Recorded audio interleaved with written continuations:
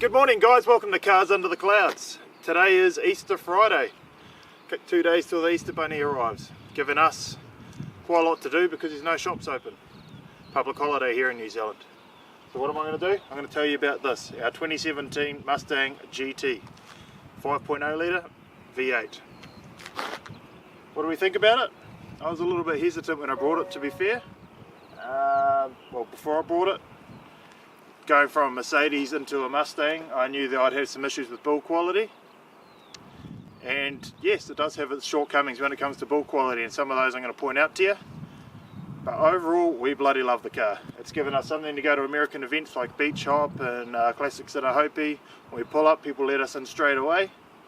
Even though it's a dead standard car that we're yet to start modifying, I think it's the colour.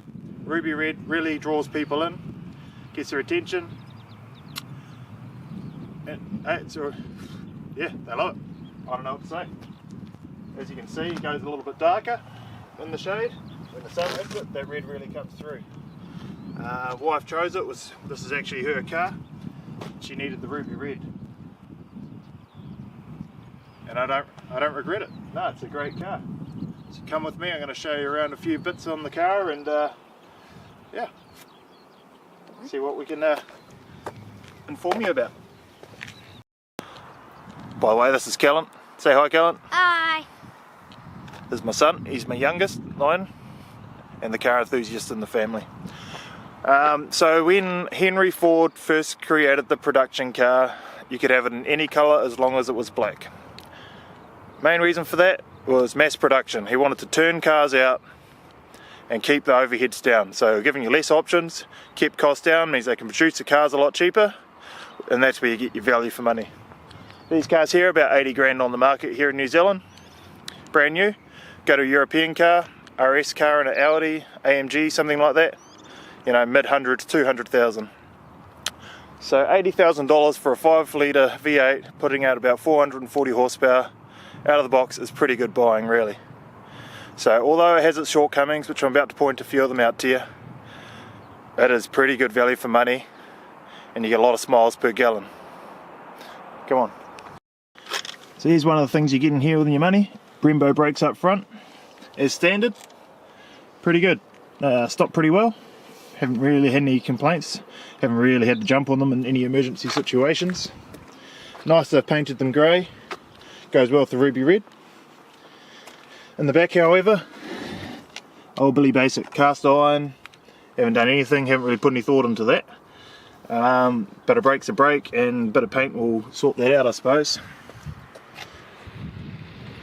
Coming inside, yes, they are plasticky. Leather, if you can call it that. It's okay. Does a trick. Seats are actually quite comfortable.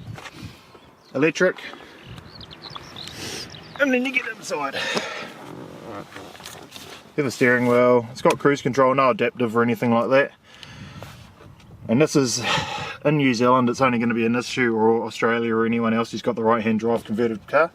And it's not really an issue, it's just me being picky. But you can tell where they've converted them. For example, where's my handbrake? It's still on the other side. So good for my passengers if they want to help us crash. Really that should be on this side of the vehicle for the driver. Which comes to the next point. You want to put a drink in here, put your arm down, you can't. nowhere to put your arm down once you've got drinks in there, because that should be on that side, this should be your handbrake, making all this a lot more practical. Oh, sorry. This here, tilted to the passenger, because left-hand drive vehicle would have been tilted to the driver. However, they haven't adjusted that angle back to tilt towards the driver. Volume's on the other side, leaving you to reach across. Not really an issue because you've got the volume on the steering wheel. But just little things like that that were forgotten when they made these right-hand drive vehicles. A little bit of an oversight, but again, that's just me being picky. Heated seats are great. Air conditioning seats great. Pretty good at this price point of car. Foot on the brake. That's what you're buying. You're buying that sound of the V8. The little Mustang logo when she fires up. And not a bad system. It's got Apple CarPlay, Google, whatever it is. Is it Google CarPlay? Google Apple. Hook up your phones, they work fine. Yeah, climate control, phone, navigation. A little bit slow, touch screen. Does the trick, you know. Dual climate, front and rear, all pretty good really. Back seats pretty good. It's got some, not really all that usable. We can squeeze our kids in there at times. Well, there's no way in heck I can fit in the back of this. At 6'1", I'll show you what happens. One, feet down in here. Oh, and try and squeeze into the seat because they're electric, they don't slide forward. And this being the biggest issue, fastback. I mean, great for the kids, not so much for an adult. However, my wife can fit in here. She's a little bit short, I think about 165 centimeters. Alright for her, not a lot of leg room. You've got to move the seats up forward, but it makes do. You know, it gets us to the car shoe with the kids and a couple of things. You just wouldn't be taking 4 of the lads for a cruise, you know. It's definitely not built for that. If we just get out of here. Oh, it's pretty good, eh? And this drops back in. If you're wearing your belts, they cut you. From here. If you're wearing your belts, they'll cut you. Okay, they'll cut into your neck, but they'll put these on so you can strap your seatbelt in. Puts it a little bit lower than your neckline and makes it quite comfortable.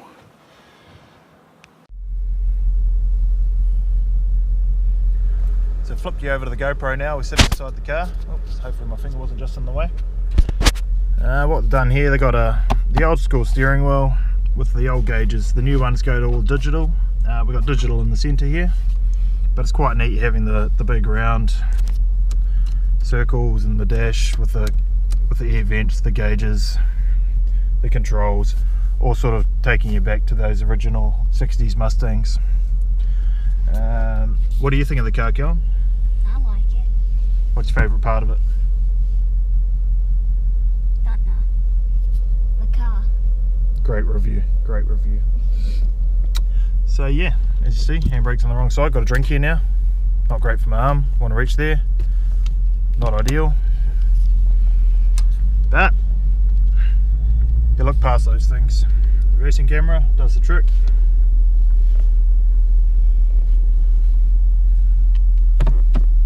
You come back down to sport, then you can use your pedals. One on the right, one on the left. Indicates which gear you're on up here. Yeah.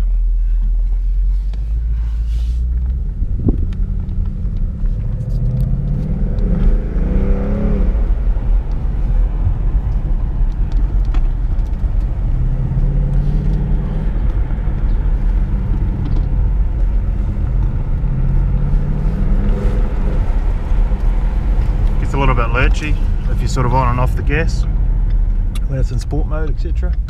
Obviously it gives you a lot more throttle response, but yeah, which is all good.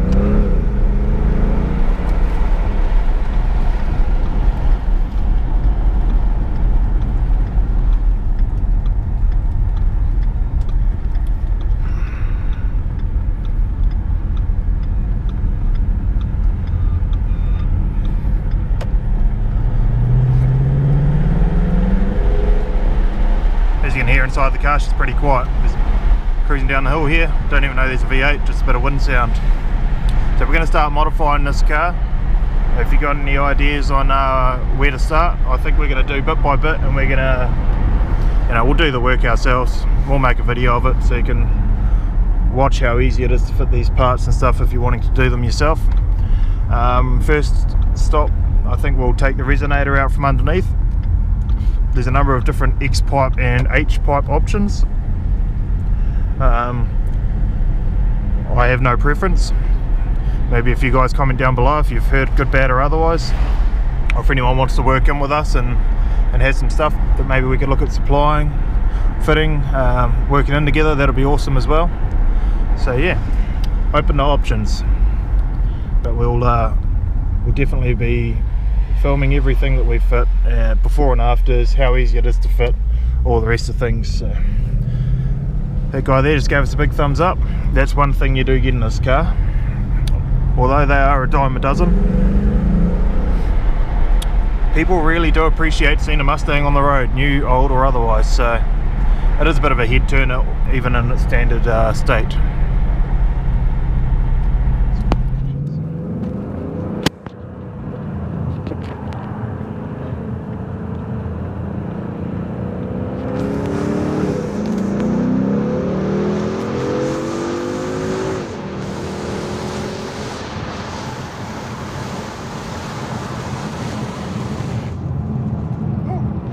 Windy, had to shut the windows. Now the problem with this car, I don't know if you can hear it, but I sure as heck can.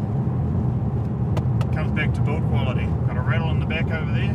Sometimes we get a rattle back here, and it's even been known for the gear lever to squeak and rattle. Again, being picky, however frustrating, not something you'd get in like a fine European car. Not something Americans have as their strong point in their build quality, but it still has us.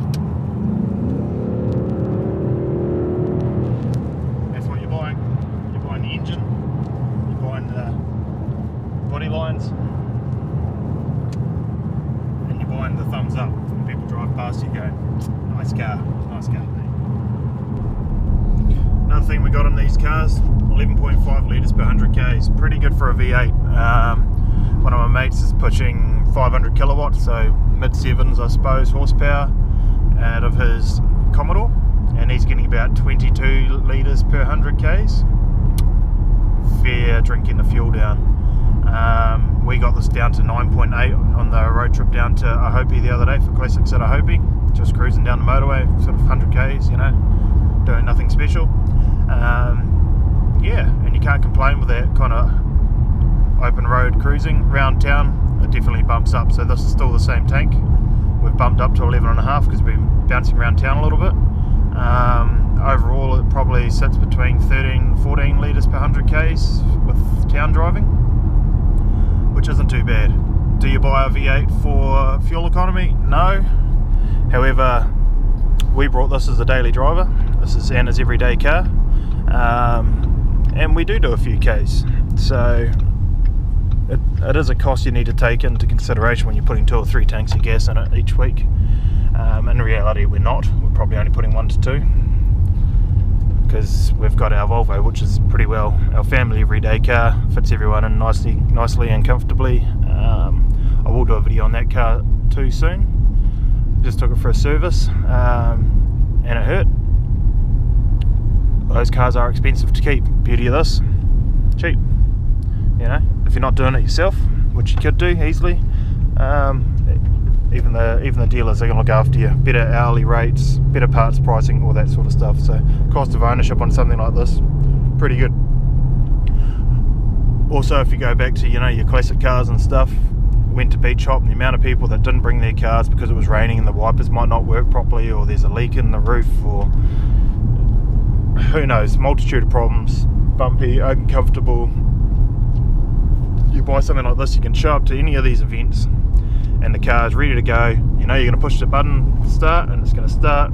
If it gets cold, you can turn the heater on, it's going to work. If it gets hot, you turn the aircon on, it's going to work. You can even turn your heated seats or your air conditioning seats on, which Callum's just doing for us now. He's going to cool his butt down. So yeah, trouble-free motoring really, and a lot of enjoyment out of it.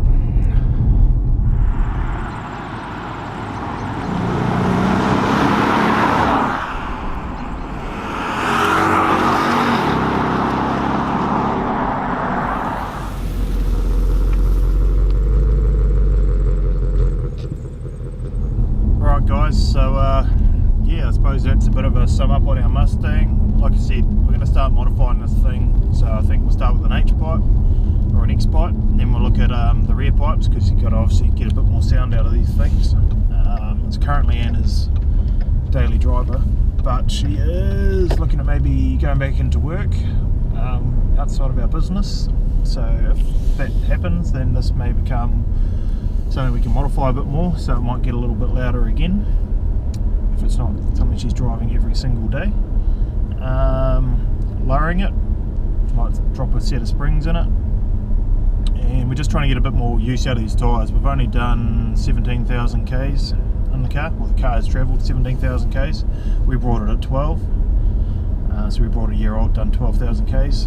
We'll rake a few up on it, but yeah, we're just trying to get a bit of use out of the tyres, because they are Michelin's, they are good tyres, before we go changing the rims and tyres to something different. Thinking maybe like a bronze.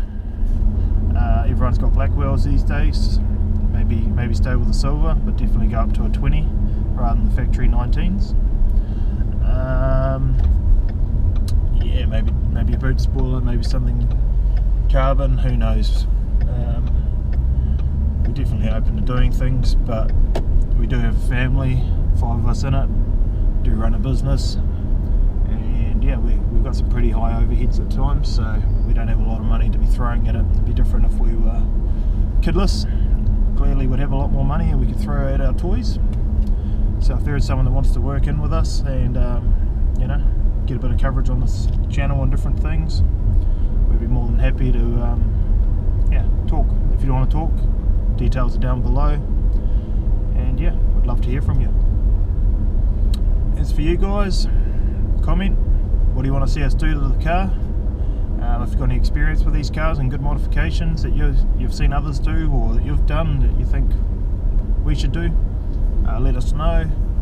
And other than that, it'd be great if you subscribe, and we look forward to seeing you next video.